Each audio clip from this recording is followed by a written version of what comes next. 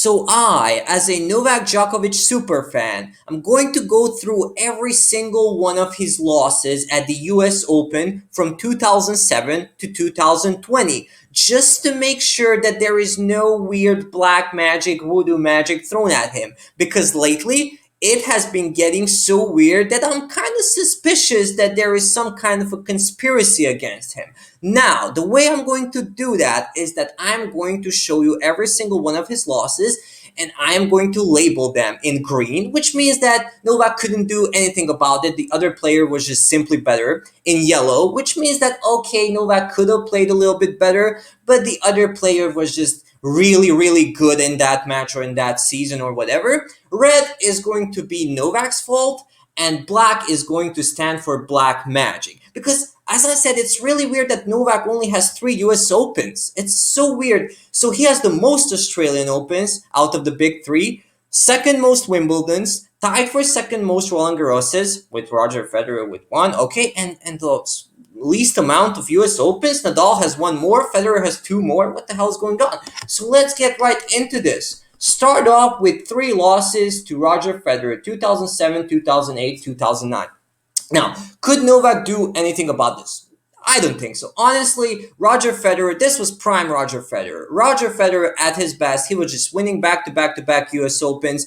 He was just winning 3 slams a year. And Novak Djokovic wasn't the Novak Djokovic that we all love and cherish. So yeah, I'm just going to label it in green. The epic hot dog shot in 2007. And yeah, he actually took a set out of Roger in 2008. And in 2009, it wasn't really a good Novak Djokovic season. So basically, I don't think that Novak could do anything about it, and I don't think that there was any black magic, although Roger Federer dressed in all black 2007 final, remember that? So maybe there's something, but okay, let's not talk about it. Now, 2010, this is kind of getting interested. Rafael Nadal.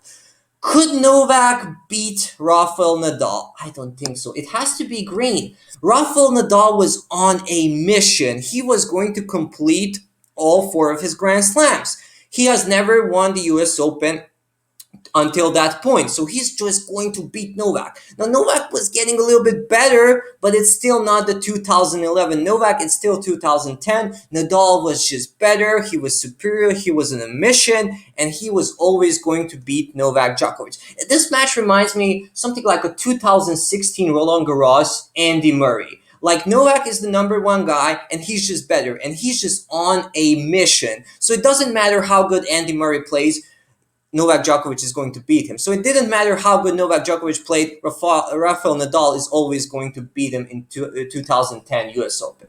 Now it's getting a little bit more controversial. So, of course, he won the US Open in 2011. But in 2012, he played Andy Murray, and this loss absolutely sucked.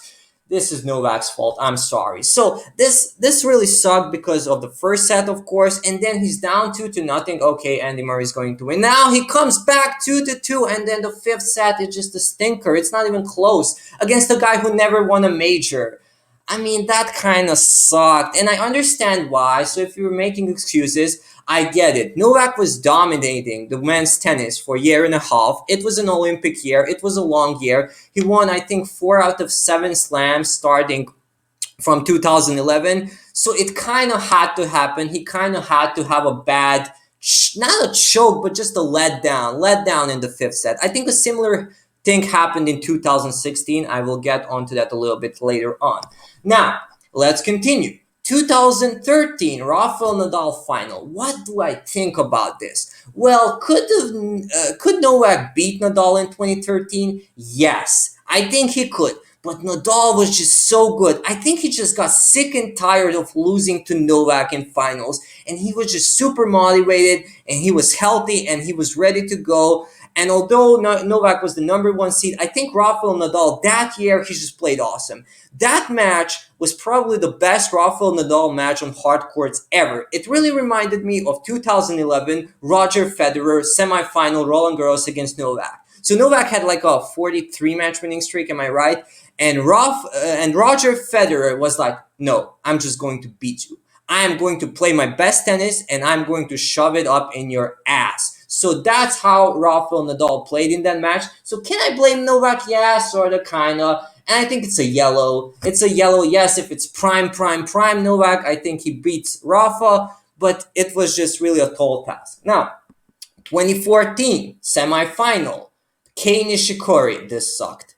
This really sucked. This sucked because, my God, he had an opportunity. He had Kei Nishikori and Marin Cilic to beat to reach another Grand Slam, to win another Grand Slam. And he lost to Kei Nishikori. That is so on Novak. That's a red. That's a red flag. I'm sorry. That really hurt, honestly. Especially in hindsight, when you know that in 2015, he destroyed Marin Cilic 6-0, 6-1, 6-2. That, like, oh my God, this really sucked. And I understand why, because at that point, this was after Novak winning his second Wimbledon. So it really meant a lot for Novak to win his second Wimbledon, because up to that point, he was only kind of winning just Australian Opens, 4 Australian Opens, and he won only 1 Wimbledon and 1 US Open. So he was like kind of a bootleg Rafael Nadal without that many Roland Garroses, kind of just winning 1 Grand Slam and not winning the other 3. So it really meant a lot for him to beat Roger Federer in that final and win another Grand Slam at Wimbledon. So kind of US Open kind of came by and he probably wasn't as focused and as motivated, but this really sucked. Now, of course, he won it in 2015, and now 2016. Stan Wawrinka, another loss to Stan Wawrinka. What do I think about this? Well, first of all, I think this is kind of black magic because Novak had 2 forfeits and 1 walkover in that tournament, and then a really weird voodoo magic, black magic semifinal match against Gael Monfils. Like somebody was fucking with that weather. It was like 110 Fahrenheit, 40 Celsius, humidity through the air, both of the guys dying on the field, Novak tearing his jersey apart. It was really a weird match. So leading up to the final and leading up to a match against Stan Wawrinka, who's a really tough out for Novak, he basically didn't have a normal match at the tournament. So it's kind of a weird combination of voodoo magic and Novak needing to play better. So I kind of have to label it yellow. Okay. Now, he had that injury, of course. He won it in 2018. Let's continue. 2019. Another Stan Wawrinka thing. Yeah, this is black magic. He got injured. He should have won that tournament. He was the favorite. I mean, Nadal was struggling to finish Medvedev in 2019. I think Novak would really beat Nadal in that final and avenge the previous 2 losses. So that's Novak's tournament, and in my opinion, that's kind of a Swiss black magic from Stan Wawrinka's compatriot. And now the last one, yeah, this is really easy. This is just voodoo. This is voodoo. This is really evil. This is Illuminati. Yes, I'm sorry. This is black magic. So, in hindsight, if you want to close the video, I think there have been 2 occasions of black magic, of voodoo magic.